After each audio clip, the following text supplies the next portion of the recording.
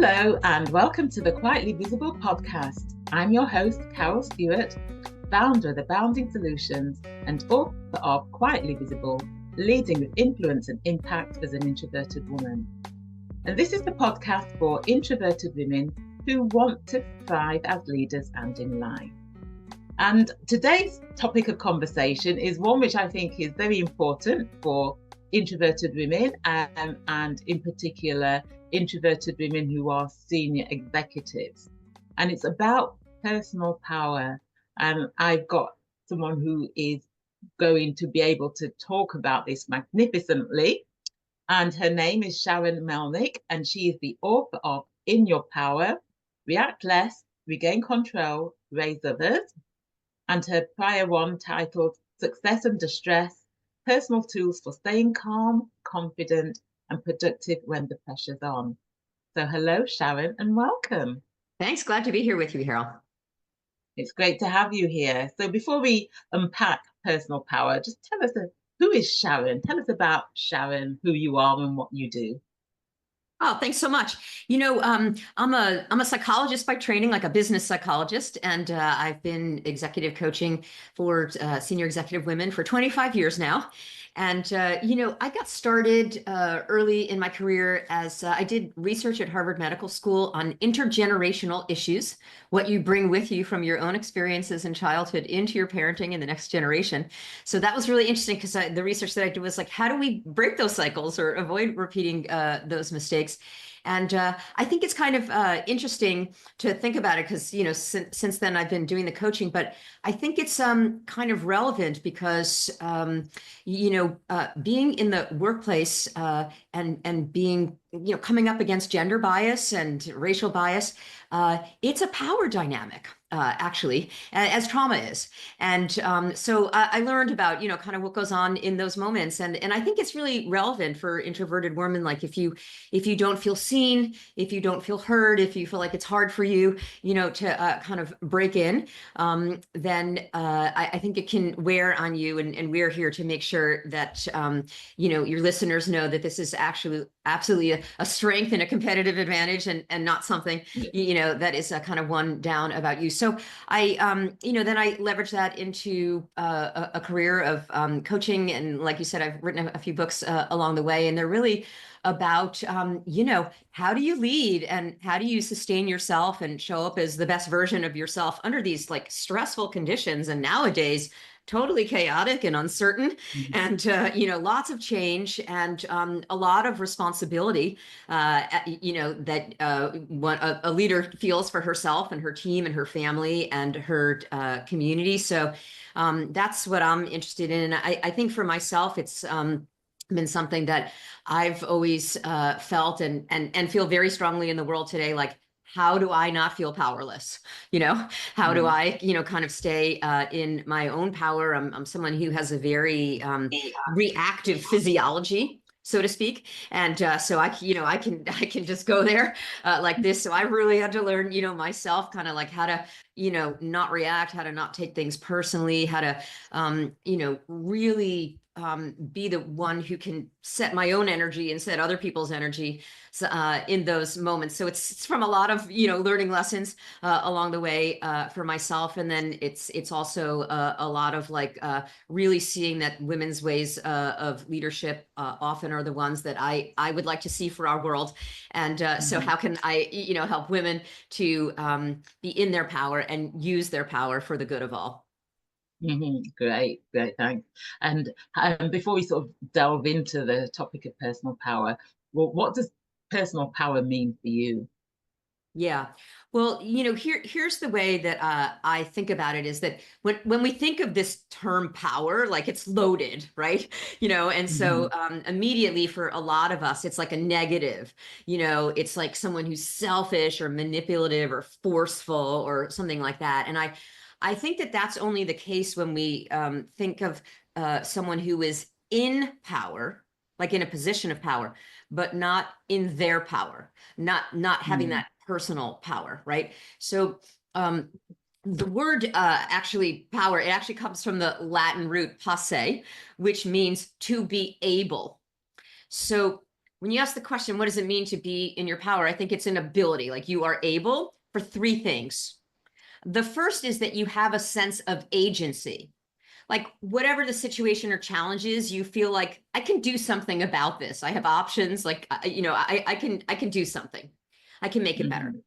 The second is a sense of sovereignty, where it's like you have the ability to stay in the mental, emotional, physical, spiritual state that you intend to be in. And look, we all get out of that state, and so if we react, but we know how to get back in, like we know how to return to that center. And also, I think that sovereignty is like you decide what you believe about yourself, and you're not really ruled by what you worry other people are going to think about you. So it's that Mhm. sense of like create this sovereign space inside of you. And then the third is a sense of efficacy. And efficacy is just like when you act, it works, things change, people do what you ask, like you have a sense of impact. And so that's what I think it means to be in your power, to have a sense of agency, a sense of sovereignty, and a sense of efficacy. No, that's I really love that how you describe it, and particularly the sovereignty aspect of it, because I think that in itself sounds quite powerful. When you're looking at it sovereign, something that is sovereign, it kind of oozes that power, I think. Yeah, and Yeah, you so get it. It was sexy the way you said that. I like that. yeah, yeah, I've never um heard of it described in that way. So, and I really love that. That's quite a powerful, affirming word to be able to describe yourself as. So, thank you for that. uh, and so, are you someone who has always been able to own your personal power? Oh gosh, no, Carol. It's like a Mhm. daily it's a journey on the daily. And so Uh-huh. yeah, the only difference between me and anyone else is that, I wrote a 300-page book and on it, and I get to be like, okay, what page do I need right now? You know what I mean? That's the only Yeah. kind of difference. But I think it's no, I think look, I think the more that you like just are in your power, generally speaking, the more I and others are able to handle situations. So it doesn't even get to the point that I get kind of kicked out of my power. Right. But Yeah. even still, there are situations where I notice, myself that I can react personally, and especially what's going on in the world today, where I think, there are events that are happening outside of us that are making us all feel very uncertain, or that the world is very unpredictable, uh, and isn't aligned with our values. And so how do you have a sense where you feel like you can both create a microcosm in your own world that is of your choosing, the circumstances, that you choose and that you can control, and also how do we navigate, how Mhm. can we sort of make those choices about like what can we accept and live with for now? What do we feel is important to stand up for? Where do we have power as an individual and as coming together in a collective? So I feel like for myself and a lot of people, I've been feeling somewhat adrift, in these times, and it's kind of a repeated and constant like coming back Mhm. into my power. And the idea, of course, is to stay there as long as possible and to get back in as soon as possible. Yeah, uh-huh. Yes, and for introverted women who are senior executives, um, they have sort of challenges such as the corporate environment, which is very much favored towards extraversion. As women who are in a senior position, they are often in the minority. Usually, there's very few of them, few women, and then so having to sort of deal with the introversion uh, bias as well as the gender bias that exists at that level, it can be hard for them to step into their personal power and own their power. And it can be easier for them to sort of shrink and try and conform to other people's expectations, or to act in ways that does not align with who they are. So what sort of advice, recommendations do you give to these women? Yeah, yeah, I know that to be the case for many executive women. And so what I want to do is I want to first give like a frame, a way of thinking about it, and then we can Mm-hmm. get into some more specifics.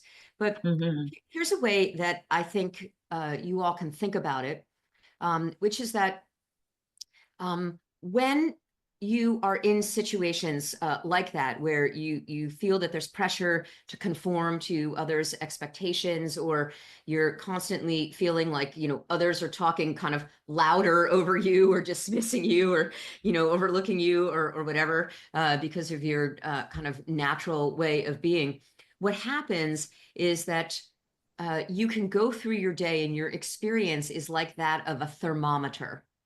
And what I mean by a thermometer is it's kind of like your mental and emotional energies can, kind of go up and down throughout the day. And it's as if other people act and you just react. So you can find yourself reacting all day long. And this is just very prevalent these days, no matter who you are, right? Mm-hmm. But it might be even especially exacerbated if you're an introverted leader.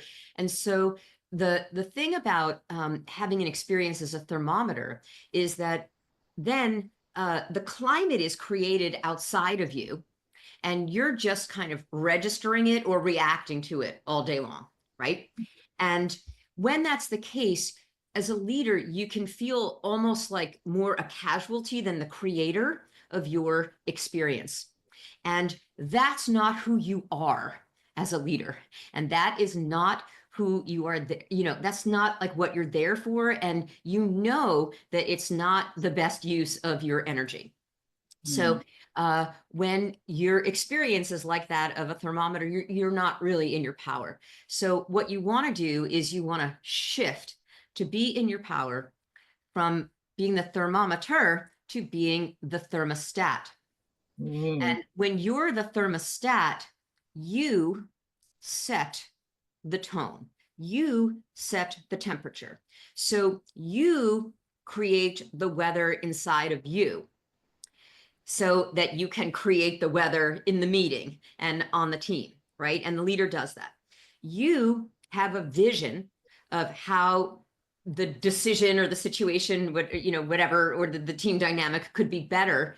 And you bring everyone along in your vision, or you bring a thoughtful comment or a question, or share a perspective or a research-based, something that is valuable, that gets everyone to think about the situation from a new perspective, and kind of shifts the direction that we are taking. And so that's really the way for you to kind of be in your power, take back your power, be in your power, Mm-hmm. and also to use your power as a leader to have an impact. So the kind of mindset that would be very helpful if you find yourself feeling like you're kind of reacting to others people's expectations, or if you find yourself in your own internal soundtrack sort of being like, I should be speaking up, or they're expecting this, or I'm not acting how I want to be acting, or they want me to be acting, or I'm drained, or this isn't the way I would do it, or whatever that chatter is. Anytime you're focusing on what you can't control, or where you think the gap is, like you're just leaking your power. It's just like, Mm-hmm. and so anytime you're noticing you're the thermometer, it's just like, okay, be the thermostat. What would that look like in this situation? And you're going to find that it totally shifts your energy, and then you can be the one to shift others. Yeah, and I love that analogy, the thermostat. So changing from the thermometer to the thermostat, because that's quite a visual way you can look at it. If you picture a thermometer, which the temperature's going up and down, but whereas a thermostat, as you said, you control that. And I think even just visualizing, oh, am I acting as a thermometer now? can help you to shift into that thermostat mode. Yeah. And the thing is, you have more power than you think. Like, Mm-hmm. that is the whole point. And that's a visual that can just help you to kind of own that and step right into Mm-hmm. it. Yeah. Okay. And so if you look at the sort of the three elements that you described, the sense of agency, the sovereignty, and the efficacy, the self-efficacy, um, how would you go about advising someone or suggesting to someone how they go about developing that sense of agency? Yeah. So I think let's think of an example. So do you have an example that's top of mind for you? And I'll kind of go through it with you. Right. Let's have a think. Let's have a think. So someone who, a woman executive in a male-dominated environment, profession, introverted amongst extroverted men, who wants to maybe put forward a suggestion and is meeting opposition um, by more domineering characters. Yeah, And absolutely. so how they can maintain their personal power, that sense of agency, that even though they may not be as loud or as speak as much as what their colleagues around the table do, they may be the only woman in the room, that they still maintain that sense of agency. Yes, absolutely. So the thing is that when everybody else is kind of being reactive, then you actually have an opportunity to be the one who is thoughtful and brings a Mm. more in-depth way of understanding the situation. So I think rather than just because what happens inside our own mind is that we're then blaming them. Like, they're jerks, or they're loud, or they're dismissing me, or they're not allowing me in, right? All of that is like being the thermometer, right? Mm-hmm. So instead, I think it's really important to really value what it is that you have to share. Probably if you're an introverted woman, you've thought about it before you went into the meeting. And maybe that's an important practice, is that you need to take 5 or 10 minutes before every meeting and really anticipate the points that are going to come up, or the points that you want to make, Mm-hmm. jot them down already, kind of have some phrases, the way that you want to message things. And I think a very effective way of kind of inserting yourself into the situation is to ask a powerful question that kind of stops everyone in their tracks. Something about the assumptions that all these ideas are based on, or sharing something that a concern that you have based on your own experience, right? And so I think that's a way of, rather than like waiting for them to invite you in, or being Mm-hmm. resentful of them for not inviting you in, it's like you really think about, what is your purpose in that meeting? What is the purpose of the meeting? We're there to make a decision, or to, propose, an investment strategy, or whatever it is, and stay really, really tethered to that purpose, and feel so full of that sense of purpose that you have no bandwidth to be like Mm-hmm. worrying about, like, you're so in the service of that, right?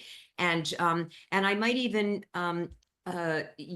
another way of inserting yourself is to make an observation about the nature of the comments, and how maybe they're going in a certain direction, and there's also another direction that we could consider. You could introduce some research or some data. And so all of these kinds of things don't depend on you being the loudest person. They just depend on you kind of catching the engagement of people, because what you have to say is so in the service of Mm-hmm. what not only you are there for, but everybody is there for. Like, really see yourself as the steward of everybody, who's there in that meeting, getting the outcome. So I think that's a strategy for in the meeting. And then, of course, there's ways of adapting to one's natural strengths. So you could be having pre-meetings, and so get buy-in even before the meeting, so that, you know, once you bring up something, you can have allies in the meeting who are like, oh yeah, we discussed this. I think that's a good idea, Carol. You know, or you could write up something ahead of time when you have your own you know, thoughts and your own cup of coffee, you know, to sit there and kind of write out an email or write out a, you know, a 2-slide, you know, 1-page or something. And you could say, you know, let me, and then you just put it in front of people, you know, and so you engage their attention, right? In that way, in with a visual. So I think that you have a lot of tools, you know, at your disposal that I think that you can use to have a sense of agency, and that all of these are examples of being the thermostat. Again, taking into consideration the overall purpose, why you're there and why everyone is there, and considering yourself the steward of that, you have more power than you think. Yeah, and I think that's a great way to look at it, and thinking about the strengths as you've described, the purpose. You know, when you're aligned to the purpose, that in itself, I think, gives you that sense of that confidence and that determination that this, you know, this is something which is meaningful and purposeful. So you're wanting to make this happen. Yeah. So Absolutely. what else would you have to share with introverted women about this matter? Yeah. Well, there are so many ways to have power, and I want to give you another example of a client I'm working with who's a senior vice president in a financial firm, and she's introverted, and she was in a classic firm where there was an old boys club. And this was actually even found to be true, you know, by an investigation that went on. And she really felt like she didn't have power. She was overlooked, and you know, she didn't feel like she had her voice in this bro culture. And she was totally at that juncture of like, you know, can I stay here and bring my value, or do I need to leave? And of course, you know, she was concerned because she has very specific and very senior level expertise, and you know, she was concerned if she'd be able to find another role. So here's just another example of how you have more power than you think, right? So what we did is two things. So the first thing that we did is that we just work together so that she would be kind of taking things less personally and less reactive in the situation. So less of that thermometer. And if you want some strategies around that, we can come back to that. And the second thing is that we were really, we used her strengths of being strategic. So we didn't just go along with, they put out a job, they overlooked her for it, and then, you know, she just has to kind of take it and, you know, be there and just accept the conditions and kind of feel miserable, right? And it's very important. And the reason that I'm bringing this up is that it's very important that you know your power, because if you don't know your power, it really puts you at risk to burn out. And let me tell you what I mean by that is that we tend to think these days that burnout comes from having too much to do. I mean, we're always like, oh, MG, you know what I mean? Like, I just like, I'm so busy, and, you know, and things, you know, and my kid's going off to college and we have essays, and then we're launching this product, and, you know, and you just feel like you have no time for yourself, and you're crazy busy, and you come home and you work till late, and then you don't get enough sleep. And like, the thing is, this is true. This is your life in some variation. So I get it. Like, you do have too much to do. But burnout doesn't come from having too much to do. It comes from having too little power.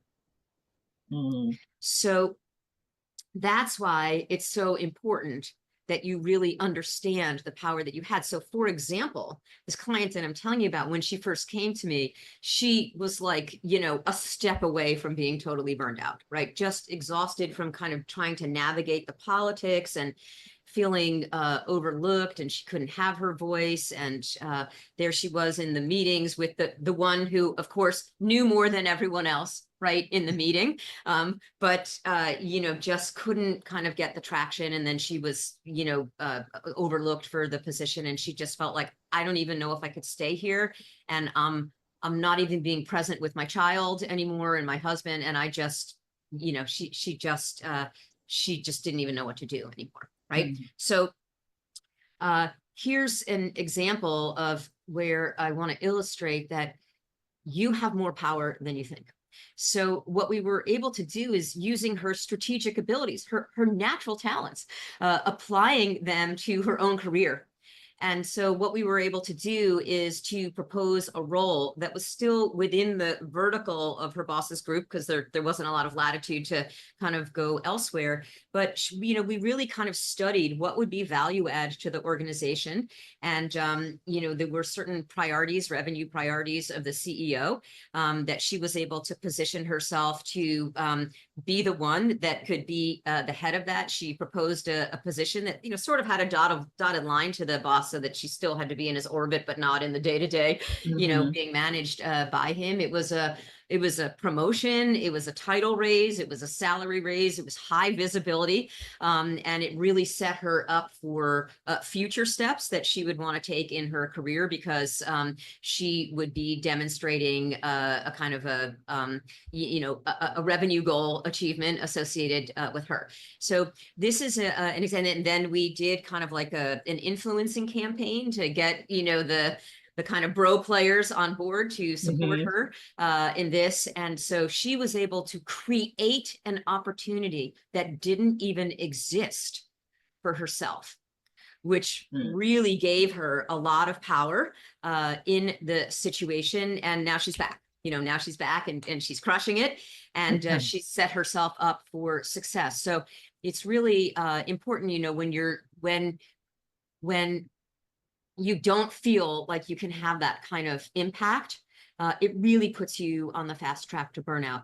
And if I can just kind of punctuate this with a piece of research from me to my fellow introverts here, yeah, is that McKinsey did a study of burnout around the world, and they looked at the predictors of burnout. Workload wasn't even in the top 5. It's not about workload.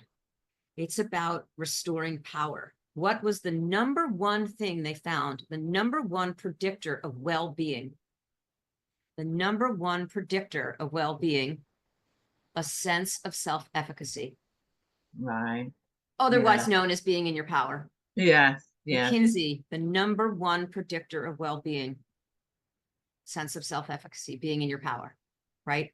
So it's that ability to have that sense of control, to have that sense of impact, which is really gonna help you to have that well-being and to prevent burnout.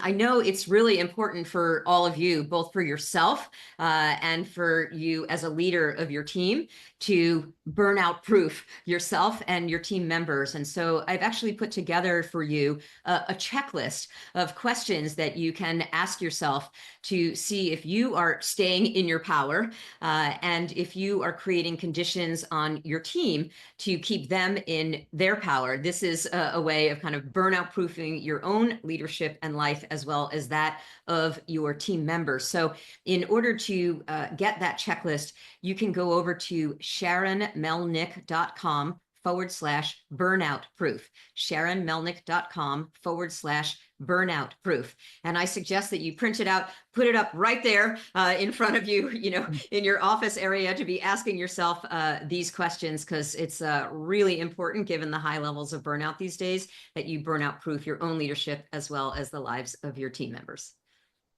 Yes, that sounds great. Thanks. Now that's I mean, I haven't heard of that particular study, but I will look for it and read it myself, because it's you make some very valid points there.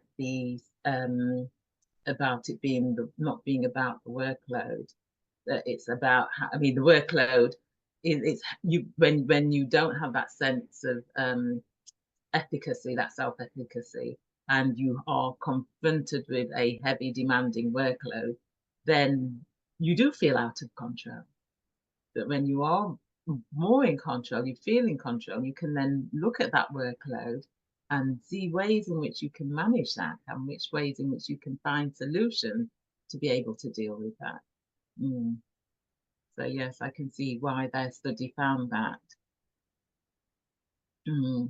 And you mentioned about taking things less personally, and you sort of said if you wanted to go back there, because that is something that I know I do see when I'm coaching, when I see women who are sort of talking about some of the challenges and issues that they face, about that taking things personally, and then that can then bring on a chain reaction of emotions and how they respond to the situation. But yes, so tell me a bit more about that. Yeah. So this is like another example of there's always so much that you can do in the situation. Like you always have more power than you think. And so when you take things personally, it seems like whatever the person is saying is just like true about you, you know? And here's where I think you can use your natural smarts, in the situation. And that you can be more objective and discerning and less subjective. So you have to understand like an anatomy of a reaction, right? You have to understand why we react. So one of the reasons why we react is that all of us bring a long-standing kind of sense of ourselves, a conviction about ourselves into any given situation, right? And it's kind of like kindling, right? And so if the other person acts in a way that activates that doubt, let's say, that you have about yourself, then you are going to kind of go up in flames. That's going to, you know what I mean, as the match light you up. Let me give you an example of this. So I was coaching someone who was the head investment officer at a firm. And she had her successor, a direct report, a guy who was very good at what he did, but he had kind of a tone. He could be insubordinate. He was kind of negative with her and with the team. And I'll just give you an example. I'll kind of take you into the room of one Tuesday morning at one of the investment meetings, And so he was presenting a new way of kind of, doing their review process. And she was kind of confused about it. So she said, I haven't seen that way of doing it before or something. And he just totally reacted. And he like sat back in his chair, like, pushed up his, like headphone mic, and was like, fine. You know what I mean? And just totally like shut down. So he became the thermostat, in the meeting. And it was just like a total, like the whole, like, wet blanket, on the whole team meeting. And so there she is in the meeting and she's getting triggered, right? And so she's taking his behavior personally and she's thinking, I'm not a good manager. I can't get this guy to like cooperate and live up to my expectations and take my feedback that he can't act this way. I feel like a failure. Right? So she's getting triggered. He's getting triggered by what she says. He's thinking she's attacking my rightness. She doesn't trust me. So they're the two of them, right? Are like, you know what I mean? Mutually like triggering each other and reacting. And, the kind of review of the investments is totally like has nothing to do with what's actually going on, in the meeting. So That's an example of this is something that is a more long-standing sort of concern that she's had about herself for a long time, even though she's totally a badass leader, Mm. and has come up through the ranks, been promoted every through few years, and is like a beloved leader in the organization. So that's an example of where she was kind of setting herself up to take it personally when it wasn't really necessarily about her. And so when she was, we were able to kind of talk it through and look more objectively at the situation, then it was really like, well, actually, he, maybe he was just trying to present something new to me, but it was just kind of confusing. Maybe I could have said it differently. Maybe I could Mhm. have, like, talk through our group and set up better ways of us, kind of reviewing our approaches and bringing new ideas. And she just and she's like, maybe I haven't been clear enough in my expectations with him. Like, it just maybe was more like some problem solving, you know what I mean, that could go on. Like, it didn't have to mean, it wasn't a referendum on her worth as a human being, right? Didn't Mhm. mean she was a failure. And so I think being objective really helps. And another thing that I find is probably the most important thing is that in our coaching, of course, the way that we started off is that we articulated an intention of who she wants to show up as, right? And who she wants to be as a leader, and she wants to the tone she wants to set. And Mhm. for her, I think it was I'm trying to remember what it was for her, but I think it was something along the lines of kind of like being like a positive collaborative leader, or something like that, which was very natural to her. And so it was like, okay, so how do I have to look at this in order to be that leader? So here you could see her getting herself away from being the thermometer and into being the thermostat. Who do I want to be in the situation? Mhm. How do I need to look at it in order to show up in that way? And then when she was back in her power, she could detach from him. She could set that tone.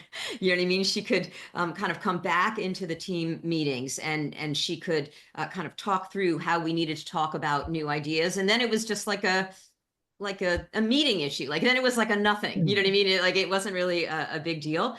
So, but it was a big deal because of what got triggered in her, that what she made it mean, right, about her, that she was a failure as a leader, when really it didn't mean that at all. It just, there's Mhm. some problem solving about how we can run that meeting. And that worked it out. And actually, she had me, have a chance to work with her successor for a few sessions. I totally knocked out that like pattern that he had of, being insubordinate. And now they can talk about the investments in the meeting. You know what I mean? They're back to that, and everyone's like Yeah. freed up to be their best self.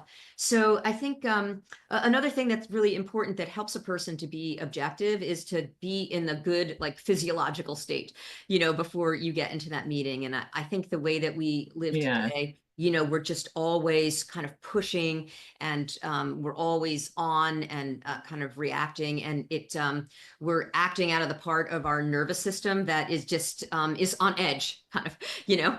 So Mhm.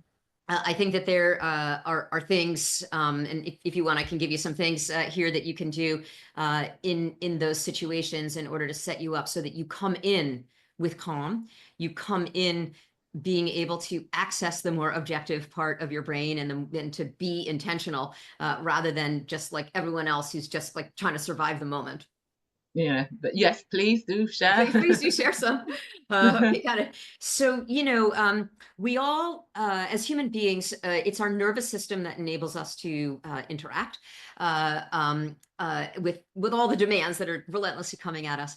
And we have an on mode, our sympathetic nervous system, which enables us to respond to emails and run from meeting to meeting and get home and pick up our kids, and have the energy and the focus. We have an off mode, which gives us access to calm and rejuvenation and replenishment. We're supposed to balance our on and our off button. We're supposed to, like in cavewoman times, it would be like we would be like tending to the fire and making all the food for the kids and helping support to kill the woolly mammoth, and but then we'd be in the dark cave at night, resting and digesting and maintaining our immune system and making cave paintings. But the way we live today, there's no balance between our on and off. There's no Mm. oscillation. We are always on. So it keeps us in that always on mode. And that's, you all have a highly developed on button, which has enabled you to be so successful and to be here. It's what carries out the tactics, but it's also kind of what revs you up and kind of keeps you pushing and keeps you, go, go, go, and push, push, push all the time. So what you really want to do is you want to balance your on and your off button. You want to entrain your system to know what it's like to have that calm so that you can return to it, in the heat of the moment. So just a couple of things that you can do is your mind follows your breath. So anything that you could do to slow down your breathing to 6 times an hour or less. So that's breathing every 10 seconds. So even literally just breathe in for 5, breathe out for 5. Breathe in for 5, breathe out for 5. Literally within a minute, you're going to start. You know what I mean? Or your off button, it gets pressed when you breathe out longer than you breathe in. When you exhale longer than you inhale, right? So you breathe into the count of 3 and you breathe out to the count of 6. You breathe into the count of 3, you breathe out to the count of 6. These are just very, very simple. You could do these for 2 minutes sitting at your desk, like it requires no 90-minute yoga class, and literally you can start doing that. And within 2 minutes, you'll start to see that you have, sort of more of that relaxation, more of that perspective. And there's one more thing that I'll give you that I think every woman leader needs in her arsenal, which is how to stay poised and not react when the people around you are so aggravating, and when you're the only adult in the room, and when you're being microaggressed and like all the things, like you're gonna have a lot of utility for this one, okay? So cooling breath is what you need when you find yourself getting hot under the collar, or you're just like you just want to wring their neck, okay? And so to calm yourself down, cool down your physiology. So cooling breath, it's a reverse breath. So try it along with me now. So cooling breath, you're gonna breathe. You're gonna breathe in through your mouth as if you're sipping through a straw. You're going to breathe out through your nose, long, slow, deep breath. So try it along with me now as I'm talking here. So breathe in through your mouth as if you're sipping through a straw. Out through your nose. So what cooling breath does is, well, let me just ask you, are any of you feeling a cooling, drying sensation over the top of your tongue? If so, you're doing it right. So fantastic. Good for you. What my acupuncturist friends tell me is that what we're doing is we're connecting with the liver meridian. And so it's detoxifying your liver, which is very, very healthy for you, because this is where negative emotions build up. And if you're frustrated and you're on that, feeling out of your power, this is where negative emotions are going to start. So you are, so cooling breath, it takes you out of that emotional hijack part of your brain, puts you back in your frontal lobe. And that's, again, where you can ask the question, so what is the best outcome for me and for everyone else in the situation? And immediately, who do I need to show up as, right, in that situation? And then that's where you instantly become the thermostat. You go from thermometer to becoming the thermostat. That's exactly where you want to be. And this is really fun, actually, because, I do lots of trainings for success under stress and preventing burnout and stuff, in companies and at conferences. And it's really fun when I can do this in person and we demonstrate it, and I can show you the powerful de-escalating effect it has. It's very good in negotiations, and it's really good. Like, you should teach it to your kids and model this in your home so that everybody can like calm it down at family dinners. And I live in New York City, and no joke, like I have stopped fights across the New York City subways just from like doing my coolie breath. So it has, it's very powerful quality. So, you could see we're starting to build kind of a self-management toolkit here, right? Yes. You have more power than you think, right? So, we tend to, kind of, go through our days like reacting to other people's limitations, but you'll never have the impact that you want by reacting to other people's limitations, only by raising yourself and others to be limitless. Brilliant. Thank you for that. You've shared some really helpful tips, advice, golden nuggets, though, and I'm sure everybody that's watching or listening will get great value from it. So thank you. So where's the best place for people to go to find out more and get more? Thank you so much. Thank you so much, Carol. So the best place is to link in with me on LinkedIn, Sharon Melnick, PhD. Really excited to connect with you there. Another way to connect with me is just to head over to my website, sharonmelnick.com. And what you can do there is, if you scroll down to the bottom of the page, there is a kind of a power quiz, like just a quick and dirty assessment of how in your power are you. It's called Your Power Profile Quiz. And so I would encourage you to do that. It's just 8 questions or so, and then you can kind of get a temperature check on yourself, how in your power you are as well. And then I would highly recommend that you pick up a copy of In Your Power, React Less, Regain Control, Raise Others, for yourself and for anyone in your life. It's kind of the perfect gift for anyone that you want to empower and help them to be in their power, because a woman in her power raises everyone around her.